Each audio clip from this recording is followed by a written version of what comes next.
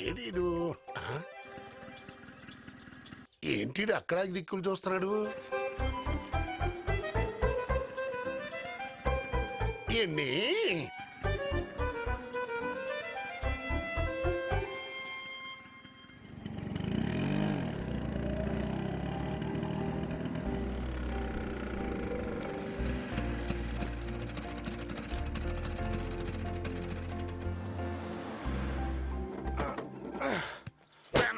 అంటే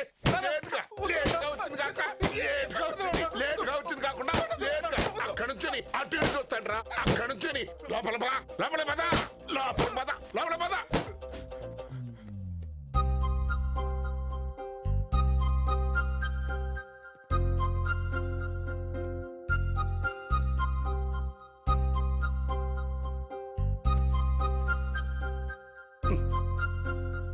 ఒక్కసారి తలెత్తి అమ్మాయిని చూసి బాగుందని చెప్పి చావు. లడ్డుబాబు నాన్న ఇంతకు ముందు వీడికి చాలా మంది ఆడవాళ్లతో చాలా సంబంధాలు సెట్ చేశాడు. రెగ్యులర్ ఆడవాళ్లు ఎవరూ వీడిని పెళ్లి చేసుకోరనే ఉద్దేశంతో బట్టతల ఉన్న విధవరాళ్ళని,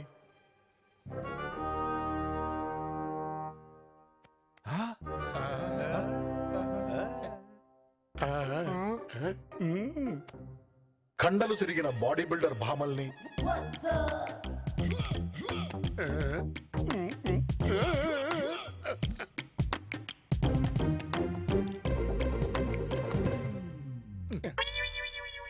రెండడుగులు ఎత్తున్న మరుగుజ్జు మిస్సుల్ని,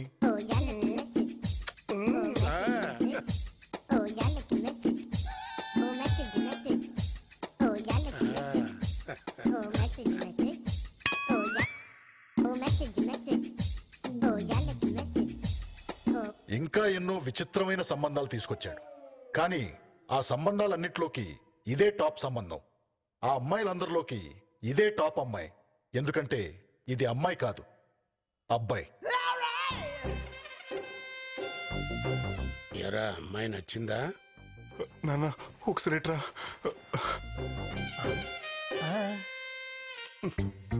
మళ్ళీ ఏమొచ్చిందిరా?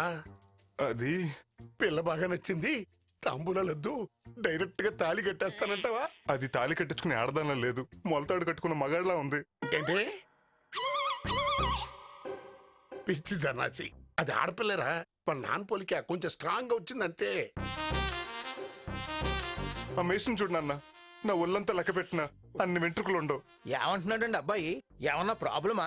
అబ్బే ఏం లేదండి, అమ్మాయి మొగరాయిల్లో ఉంది, కొంచెం షేవింగ్ చేసి చూపిస్తారా అంటున్నాడు. ఏయ్ పిచ్చి పిచ్చిగా ఉందా? ఫోటో చూసి రమ్మంటేనేగా వచ్చాం. ఫోటో చూసి రమ్మన్నావా? ఒప్పేసుకోరా, అమ్మాయికి షేవింగ్ ఏదో మనమే చేయిద్దాం. ఇంకా నీకు సంబంధాలు చూడటం నా వల్ల కాదురా, ఒప్పుకోరా ప్లీజ్. నేను ఒప్పుకోను. ఎంత దూరం రమ్మని ఇలా అవమానిస్తారా? అమ్మాయికి ఒకసారి షేవింగ్ చేసి చూపించమంటే మీకు అంత బాధ ఏంటండి? ఇంకొకసారి షేవింగ్ అన్నావంటే బ్లేడ్ తెచ్చి నిన్నెక్కడ కోస్తానో నాకే తెలియదు. ఏమన్నా చేయించదలుచుకుంటే ముందు మీ వాడికి చేయించు. నీటి ఏనుక్కి ఖడ్గ మృగానికి పుట్టిన వాళ్ళే ఉన్నాడు ఎదవా. రే కర్మ.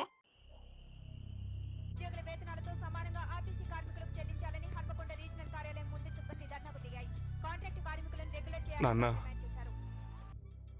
ఏంట్రా? నన్ను ఒకసారి చూడు నాన్న. చూసా, ఎలా కనిపిస్తున్నా నీకు? పెద్ద పందిలా ఉన్నావు.